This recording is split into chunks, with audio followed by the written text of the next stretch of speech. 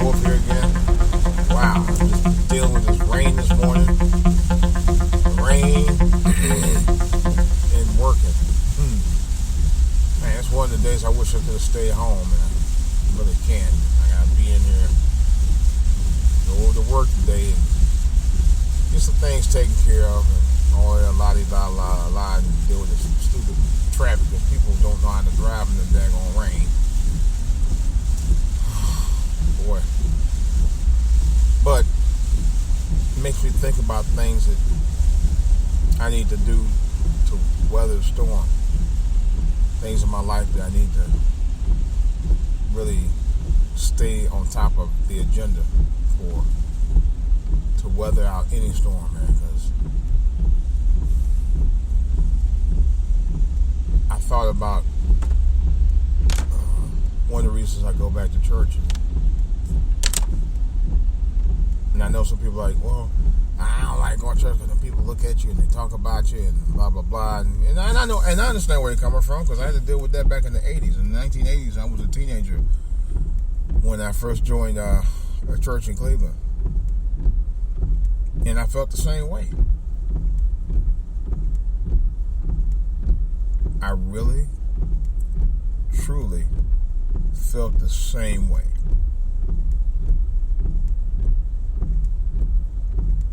And I was bothered by that.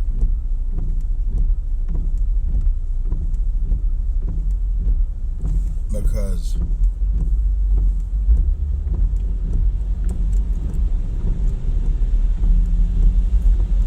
I really didn't have a lot of confidence in myself. And I feel like I was weathering storms from all over the place. Whether it be dealing with kids at school, if I was dealing with my parents, you know, or my parents' drama, that's what I meant. So, I joined the church in Cleveland and got baptized in 1979. And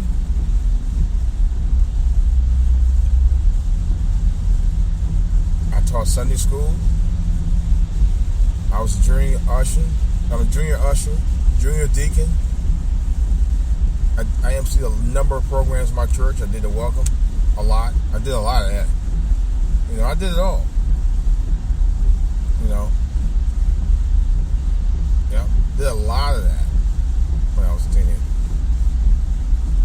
You know, in the 5-6 years I went there. And some things I dealt with, you know, from one of my parents telling me, one of my dad's telling me, I don't need to go there, and blah, blah, blah, and all kind of crazy stuff. And I think for me, as good as it was at the time, it just made me, I don't know, it stumped my growth spiritually when I started hearing all of that. Because I felt that I was kind of going the right path, in the right direction. Because when I started going there, I was at a miserable time in my life. I really was. Because I was even uncertain about my future at the time. I was very, very uncertain about it. I really was at the age of 14. Or at the age of 15, rather. I joined when I was 15. I was very uncertain about my future at the time. I really was. And I didn't have, like I said, I didn't have a lot of confidence in myself. You know, so I like I said, hence a possible ebook. Yeah, more on that later. And I didn't, like I said, didn't know, you know, I don't know, I just wasn't sure, you know. And when I went there, I taught Sunday school. I was there, like I said, I was there 6 years, about 6 years. Taught Sunday school. I was a junior deacon board. I was a junior usher board. I emceed a number of programs, and I was on the welcome committee, and I enjoyed doing it. Till one day, my dad was like, "Hey, man, you don't need to be there." Blah blah blah. They make this out of you and that out of you and all that stuff, and it's just like it kind of like turned my world upside down, man, in the church. And as a teenager, hey, and having two parents, you believe whatever, you kind of take the word for whatever they're saying, because they're supposed to teach you right from wrong. They're supposed to, you're in the tutelage with your parents telling you this, that, and the other, and putting that in your ear, and then and the next one, hey, and it really kind of like, it I can honestly say this without any measure of malice or anything like that. I can honestly say that may be the reason why I kind of lost my way. I'm pretty sure it was because I was doing well. I was at a point one time, I was so much into the word, I could teach you, I could actually tell you scriptures right at the top of my head. Key verses almost right at the top of my head. That's how much I knew the Bible at the time. I was that good. Because I remember it vividly. My mother had to bring it to my attention a few years ago, and she told my wife that, and she was right. I was very much into the church at the time. I had it going on,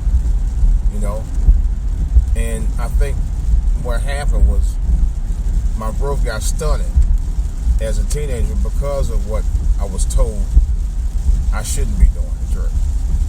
But pretty much everything I was doing in church was everything I should have been doing in church. And now it's 2017, and although I'm back into the church and I'm singing and I'm doing a few things here and there, it's almost like I'm starting all over again. It is. I realized that yesterday. It was like, things I would know about the church in 1980, 1981, 82. I don't know about as much as I did then,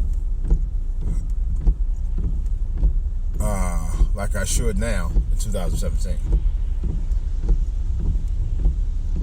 In other words, a lot of stuff that I knew then, I don't know now. It's almost like I'm starting all over, and it really hurts me. All because of something somebody said that tried to put in my ear to keep me from getting my glory, from getting my blessing. And one thing I could honestly say is this: if your kids, and because we know somebody right now like that, I know somebody like that right now. I'm not going to mention the name or anything. They have a child that's in the church, and he's very heavily involved, and he's learning a lot of the things, and he actually understands a lot of stuff that's going on. He's pretty good at it. Be there for your kids. Be there for your kids while they're going there, and support them. Because you never know, man. It may take them to greatness, but you gotta support them. You gotta know what's going on with them in the church. I do agree with that, but you gotta support them. And see the goodness that's coming out of them. My father couldn't see that. He wouldn't see that. He didn't care. He's like, "Oh, you don't need to be." And I think it, like I said, it stunted my growth in church. It really did, because I was doing it all at the time, and I was eager to learn, and I was eager to get involved, and just kind of like, that and a couple other things was going on. A friend of mine and a couple of friends and myself wanted to do some things with the youth in terms of activities and stuff, and one of the deacons was decided to be involved from the pastor, and he never did anything with it, and then we ended up dropping out. So, like I said, a combination of my dad putting stuff in my ear about that and the deacons not supporting us, I just said forget it. It's 2017, and I'm trying to get back to my greatness in terms of where I was involved with at the time today. And and it's hard. It's a hard road to climb. It really is. Hence the reason I want to get my channels back up. I mean, my channels are up and running, but with my upgrade, I'm having problems with it right now. I don't think the problem is the upgrade itself. I think the problem is the setting that's not allowing me to actually broadcast through Google Hangouts and YouTube, because my volume, my audio is not working. I don't know what it is. That's keeping it from not working. I gotta try to figure that out. And it's kind of bumming me out a little bit, to be honest. It's kind of bumming me out big time. What and how, I don't know, but it just is right now. And it's like, damn, really? So I'm gonna try something. May try to see if I could actually route it to my other my laptop. Maybe I'll use that to broadcast from my laptop. I don't know. That's what I may start doing. I actually might do that anyway. But it is, honestly, for lack of a better word, it is a bit of a bummer, because that was the whole purpose of me setting it up. So I'm just hoping that my channel's not being sabotaged for live broadcast. I don't think it is. I just hope it's not, because I even tried with a different soft application and it didn't work through that either. So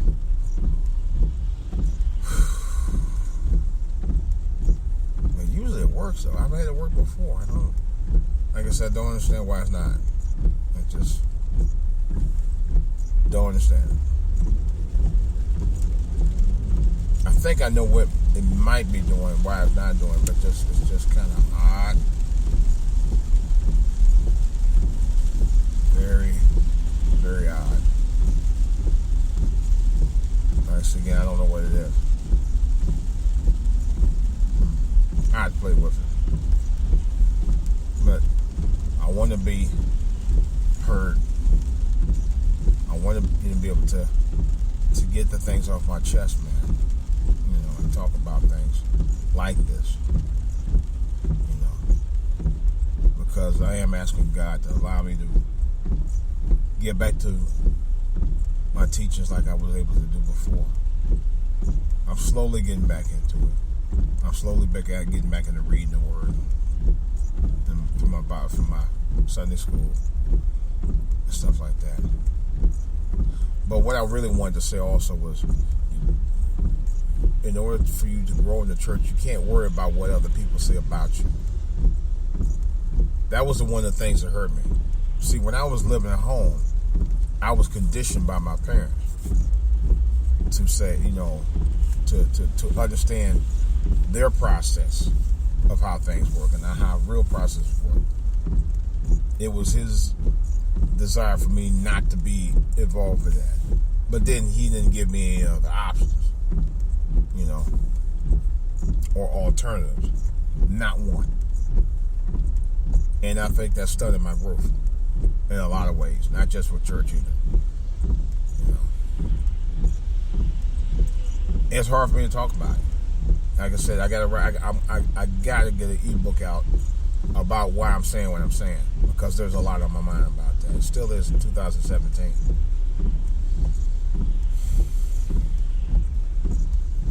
It's a very emotional journey. I'm surprised I'm containing my composure about it, because it was hard. It was hard growing up. And I really needed to get it off my chest anyway. But hopefully, by the grace of God, I'll get back into teaching the way I need to. I was asked about almost 2 years ago about becoming a deacon in my church. And as much as I like to do it right now, I'll be honest, I ain't ready yet. I'm not. I will be, but I ain't right now. You know, if he'd asked me that about 30-some years ago, about 35 years ago, I would have jumped to the chance. I would have said yeah, because I was a junior deacon at the time. I did know my Bible. I don't know it like I used to now. And I'm thinking maybe one of the things I need to get back into, because I do love reading it, I love teaching it, and I love having an understanding of life's teachings in the Bible. See, people have to understand, the Bible is about teaching you about basic elements of life. There's always a lesson to be learned on the Bible. You know, always. Regardless of what you think is stories are written by man or not, that's irrelevant to me. What's taught in the Bible to me teaches me about life, what you have to deal with in life, what you have to survive in life. That's what it's about. It's not necessarily about the people who go there, the church,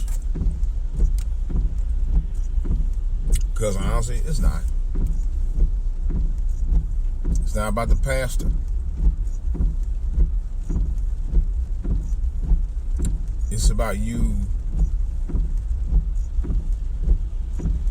being spiritually driven to learn about life's teachings through Jesus Christ. That's really what it's about. You know, I'm not here to preach. I'm just here to be honest about things that we need to be honest about. That's why this channel is called For All to Hear, because I want you to hear what the real deal is about this.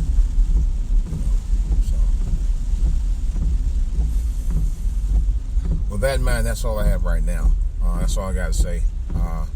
Questions or comments about this subject, please feel free, by all means, contact me at For All to Hear on Twitter. You can also enter in the comment section of For All to Hear TV on this podcast, video podcast. I can also be reached at For All to Hear at gmail.com. I can also be reached at DJ Wolf Online at yahoo.com, DJ Wolf Live on Facebook, and For All to Hear on Facebook. Alright guys, this is DJ Wolf. That's all I got right now. I got more to say about this other stuff